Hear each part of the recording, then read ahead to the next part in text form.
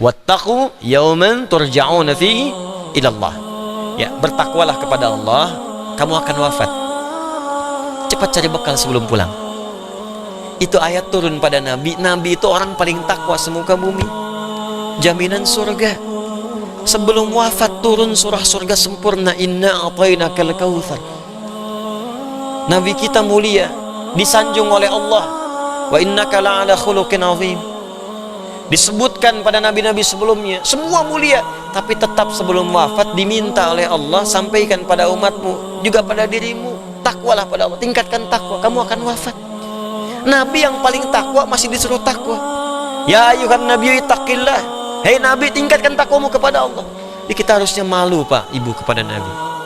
Nabi yang paling takwa disuruh takwa, maka kita yang bukan Nabi seharusnya lebih pantas untuk mengerjakan itu semua.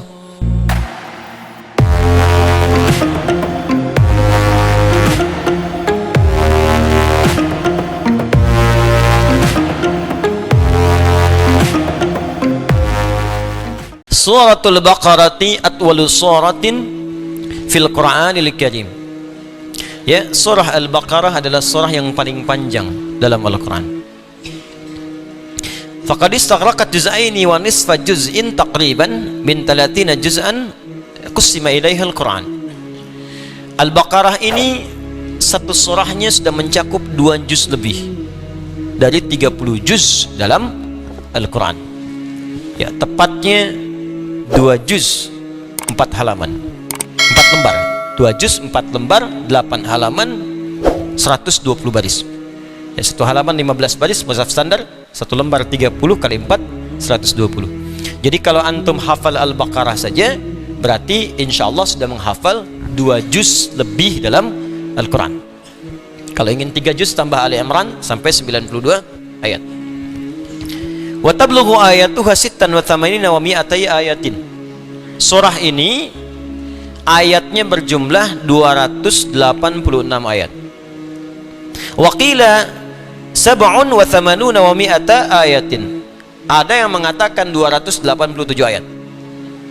Cuma begini ya, begini. Saya ingin sampaikan dulu sesuatu yang sangat penting. Penomoran dalam ayat Al-Quran termasuk harakat, ya, khususnya dalam penomoran di sekian ayat itu didasarkan pada waqaf wal ibtida. Nabi bacakan, Nabi mulai di mana, berhenti di mana. Ya, jadi kalau ada yang menyebutkan 200 sekian, bukan jumlahnya beda. Tetap kalau dibacakan ayatnya sama. Cuman kadang perbedaan para ulama untuk menentukan di sini mulai, di sini berhenti. Karena kadang Nabi bacakan ayat ini mulai di sini. Sahabat yang hadir di hadapan Nabi pada saat itu, maka mereka seperti Nabi ucapkan, mulai di situ, berhenti di situ. Di tempat lain kadang Nabi berhenti di tempat A, nyambung di tempat B. Maka disimpulkan oleh orang yang hadir di tempat itu tak hadir di tempat yang pertama. Maka dimulai di sini, berhenti di sini. Dulu zaman Nabi belum ada nomor-nomor ayat. Al-Baqarah ya Al-Baqarah saja. Ini nggak tahu ini ayat pertama, ayat kedua, ayat ketiga dan sebagainya. Dihitung Nabi berhenti di mana. Mana yang disepakati? Di kesepakatan semua sahabat-sahabat Nabi ketika mendengar Nabi bacanya di sini alif lam mim Al-Baqarah misalnya. 1 berhenti, tulisin 1. Jelas?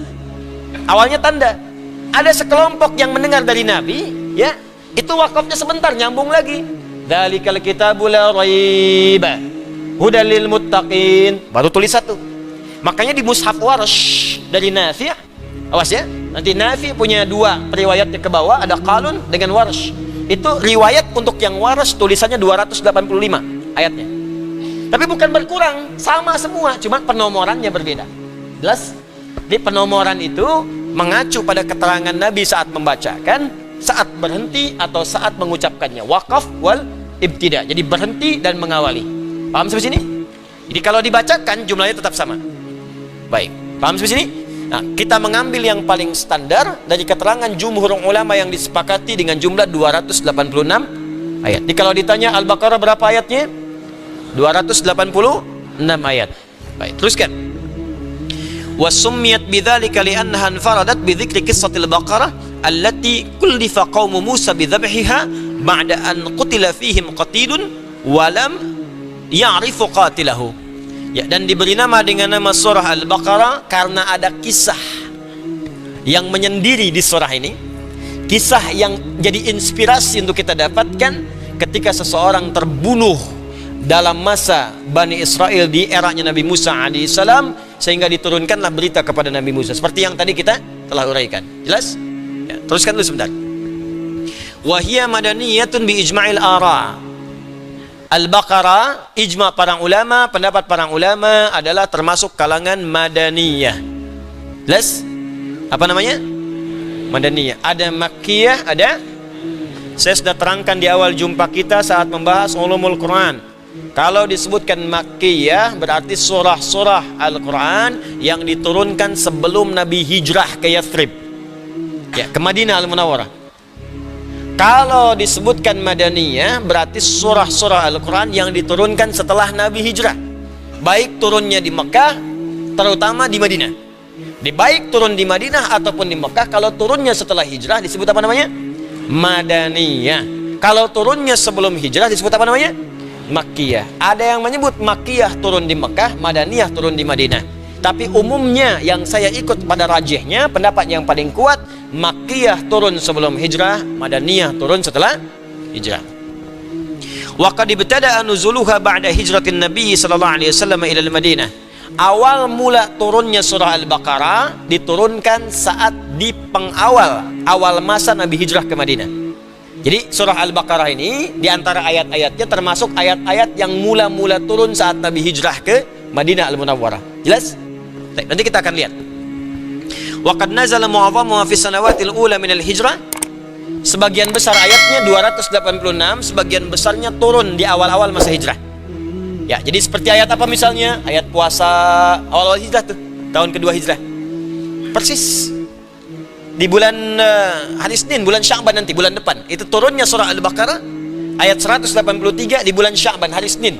Ya, di tahun kedua ya hijrah. Itu turun kemudian surah Al-Baqarah ayat 183. Kemudian surah-surah tentang solat yang arah kiblat berubah dari Masjidil Aqsa ke Masjid Al-Haram. Ya, itu pun di awal-awal.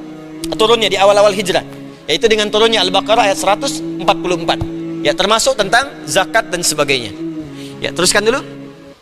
Wastamarra nuzuluha ila qubaili wafatin Nabi sallallahu alaihi wasallam bi fatratin qalilatin wa kanat akhiru ayatin minal Qur'ani nuzulan minha hiya qauluhu ta'ala wattaqu yawman turja'una fihi ila Allah thumma tuwaffa kullu nafsin ma kasabat wa hum la yuzlamun. Sampai turunlah ayat-ayat ini berakhir sampai sebelum wafatnya Nabi sallallahu alaihi wasallam, hingga akhir ayat yang diturunkan kepada Nabi sebelum wafat termasuk bagian surah Al-Baqarah.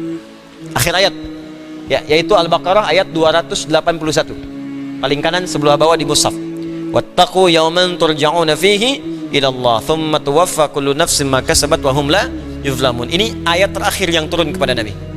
Kebanyakan orang kan taunya ayat pertama kan? Apa ayat pertama yang turun pada Nabi?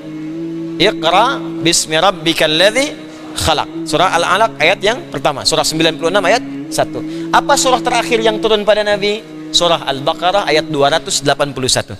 Wattaqu yawman turja'una fihi ila Allah.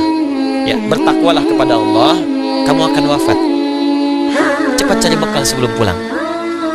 Itu ayat turun pada Nabi. Nabi itu orang paling takwa semuka bumi. Jaminan surga. Sebelum wafat turun surah surga sempurna, inna a'tainakal kautsar. Nabi kita mulia, disanjung oleh Allah. Wa innaka la'ala khuluqin 'azim.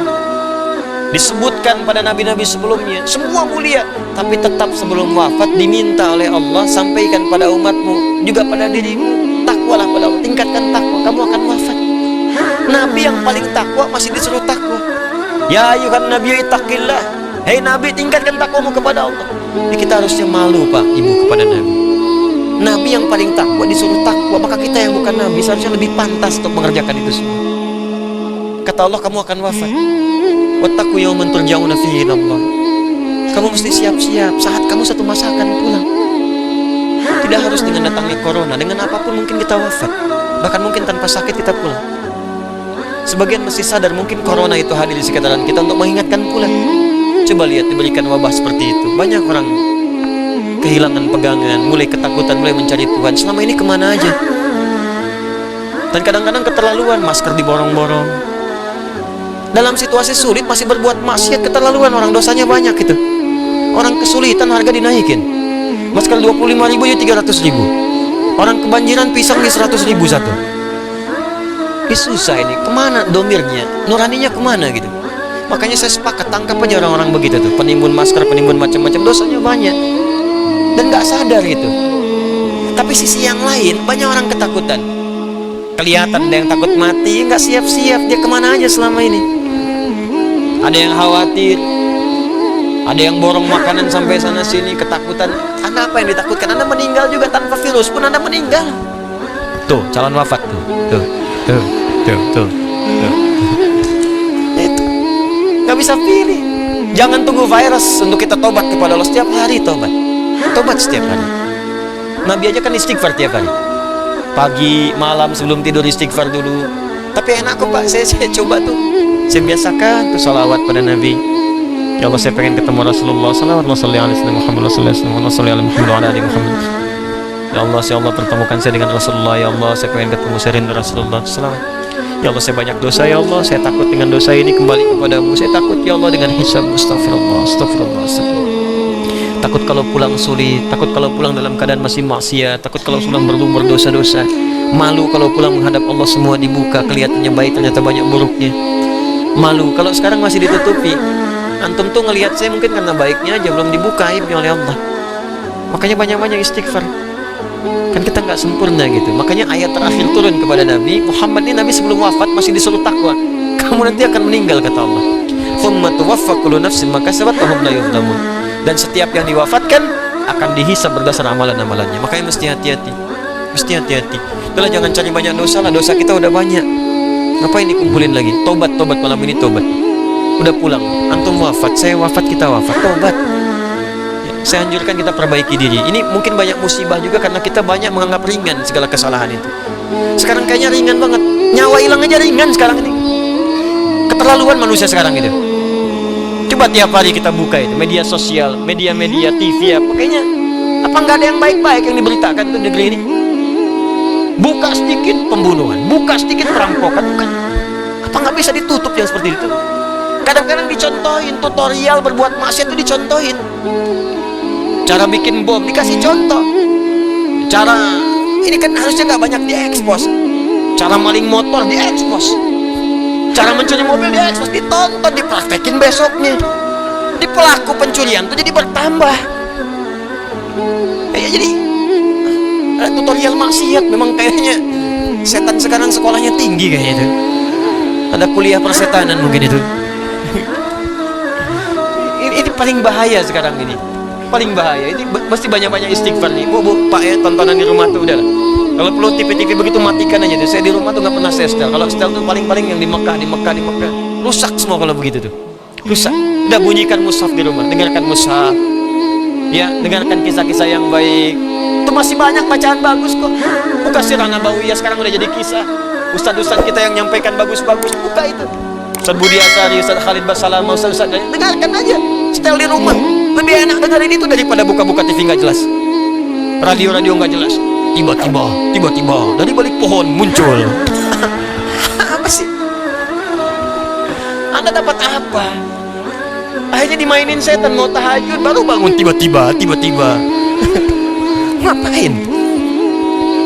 Tinggalinnya nggak jelas itu. Ya cari yang baik-baik. Jadi hidup kita tuh tenang gitu. Ya sekarang ini ada saatnya lah kita mesti tegas pada bagian-bagian tertentu dalam kehidupan gitu itu.